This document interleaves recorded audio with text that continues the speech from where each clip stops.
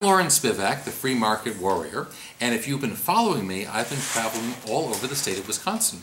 And this is my last stop. I'm in Sheboygan, and I'm here with the Sheboygan Liberty Coalition.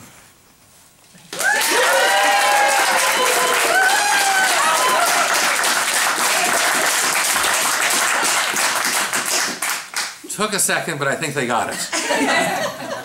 And I'm here with a free market warrior moment, and it is this. A lot of people have been asking me about the stock market. The stock market's going up, and in fact housing prices are going up. Does this mean that our economy is recovering, that the recession is over, and that everything is going to be good going forward? And I'm afraid I can't be as optimistic about that as I'd like to be. The fact is that the stock market, the Dow Jones Industrial Average, reflects simply money.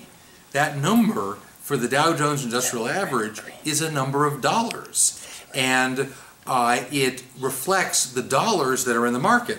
And in a normal situation, dollars represent price and value, and they communicate valuable information in an economy.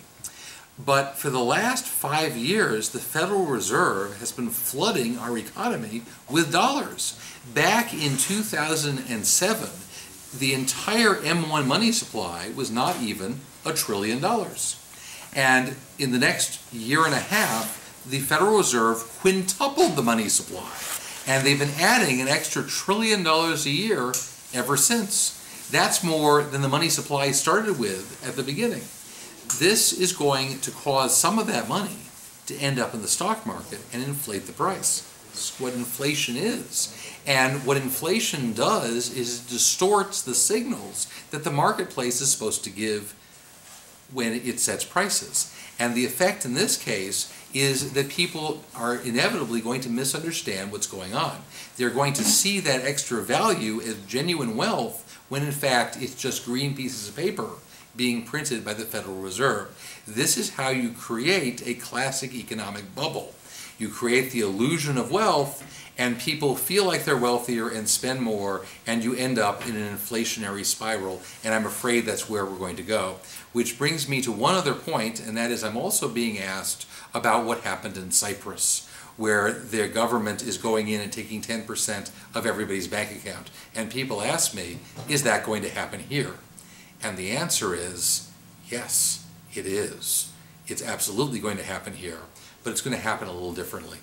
There's no reason in the United States to literally take 10% of the dollars out of people's bank accounts. In Cyprus, they're doing it because they've got the euro, and Cyprus by itself does not control the value of the euro.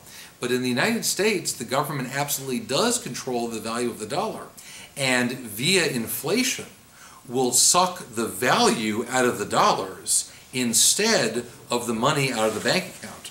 If your dollars have lost 10% of their value when you take them out of the bank, as opposed to when you put them in, you've suffered the exact same loss, even though you have the same number of dollars. And the truth is, it's probably going to be a lot more than 10% that you stand to lose. And this process has already begun, as I've already described. Sorry I can't be more optimistic about this, but we're heading into a classic inflationary cycle, not an improvement in the business situation. I'm the free market warrior.